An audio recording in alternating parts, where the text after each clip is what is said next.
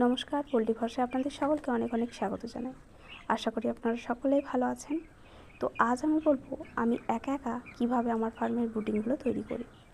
তো দেখুন, প্রথমত এই যে দুটি খুঁটির মাঝখানে একটা বড় যে চৌকা জায়গা পেস, সেই স্পেসের মধ্যে আমি কিন্তু সবসময় দুটো ব্রুডিং করি। কারণ আমি ব্রুডিংয়ের মধ্যে কোনো রকম খুঁটি রাখি না। খুঁটি রাখলে সেই জায়গায় মুরগি এক কাছে জড়ো হয়, গাদাগাদি হয়। সেটা আপনাদের গ্রীষ্মকালের দিকে সমস্যার কারণ না হলেও শীতকালের দিকে কিন্তু সমস্যার কারণ হয়ে দাঁড়ায়। আর আমি এই লটের ব্রুডিংটা করছি, এটা কিন্তু গ্রীষ্মকালের ব্রুডিং।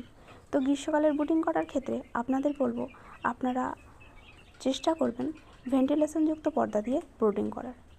যেহেতু আমি একাই চাষ করি আর আমার সেভাবে ফার্মের যে জিনিসপত্র সেটা খুব তাড়াতাড়ি বললেই আনার মতো মানুষ নেই, তো তার জন্য আমি কিন্তু এগুলো দিয়ে ব্রুডিং করি। এগুলো দিয়ে ব্রুডিং করলে অন্য কিছু না, খুব তাড়াতাড়ি ব্রুডিংটা খুলে দিতে হয়। মোটামুটি তিন দিনের মাথা দিয়ে আমাকে ব্রুডিং খুলে দিতে হয়।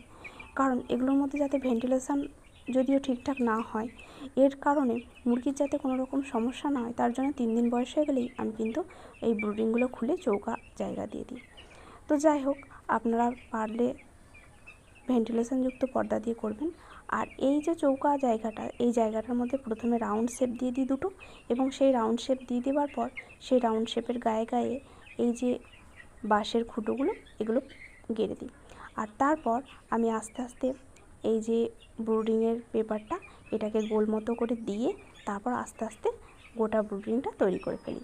আর যেখানে যা কোণ তৈরি হয় সেগুলোর মাঝখানে একটা করে লাঠি দিয়ে দিই, যাতে করে কোণগুলো না তৈরি হয়। ব্রুডিংয়ে চেষ্টা করতে হবে ব্রুডিংয়ের যাতে কোনো রকমভাবে কোণ তৈরি না হয়, কারণ ব্রুডিংয়ে যত কোণ তৈরি হবে এটা শীতকালের দিনে কিন্তু খুব সমস্যার বিষয়। ব্রুডিংয়ে কোণ উৎপন্ন হলেই সেখানে মুরগি কিন্তু এক কাছে জড়ো হবে, গাদাগাদি নেবে।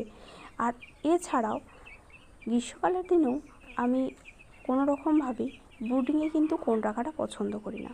তো তার জন্য যখনই দেখি কোথাও কোণ তৈরি হচ্ছে, সেই জায়গাটা আরেকটা মাঝে লাঠি দিয়ে সেটাকে গোল শেপ দিয়ে দেওয়ার চেষ্টা করি। তো এখানে আমার 800 মুরগি আসবে, আর 800 মুরগির জন্য আমি দুটো ব্রুডিং করছি। তো দুটো ব্রুডিংয়ের জন্য আমার তুষ দেবো দুটো ব্রুডিংয়ে, সেটা হলো 1.5 বস্তা করে 3 বস্তা। কারণ গ্রীষ্মকালের দিনে তুষটা একটু কম দেওয়াটাই ভালো। অতিরিক্ত তুষ দিলে গরমটাও অতিরিক্ত তৈরি হবে ব্রুডিংয়ের মধ্যে, যাতে করে আমি অল্প তুষ দিই। অল্প না, এটা গ্রীষ্মকাল শীতকাল হলে এটা 4 বস্তা দিতে হতো, আর গ্রীষ্মকাল বলে এটা 3 বস্তা দিচ্ছি।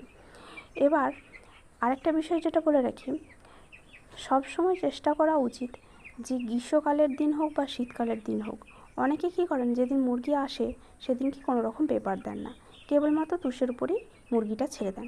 তবে তুষের উপরে মুরগি ছেড়ে দিলে অন্য কিছু সমস্যা নেই, একটাই সমস্যা দেখা দেয়, সেটা হলো তুষ খেয়ে মুরগির মোর্টালিটি হয় 2-4টে। তো আমি কিন্তু এই ব্রুডিংগুলোর উপর ভালোভাবে তুষ বিছিয়ে তারপর ঝাঁটা দিয়ে সমান করে তার উপর পেপার বিছিয়ে দেবো। এবং পেপার বিছিয়ে দেওয়ার পর ওই যে জলের স্ট্যান্ডগুলো সেগুলোকে একদম ছোটো খাট, যেটা মানে ছোটো দিকে স্ট্যান্ডটা লাগিয়ে দেবো, এবং প্রত্যেকটা স্ট্যান্ডকে ওই পেপার ছেদ করে, অর্থাৎ পেপারটাকে ফুটো করে ভালো করে বসিয়ে দেবো, যাতে করে স্ট্যান্ডটা কোনো দিকে হেলে না থাকে, জল খাওয়ার কোনো রকম সমস্যা যাতে না হয়। তো এইভাবেই আমি দুটো ব্রুডিং তৈরি করে নিই।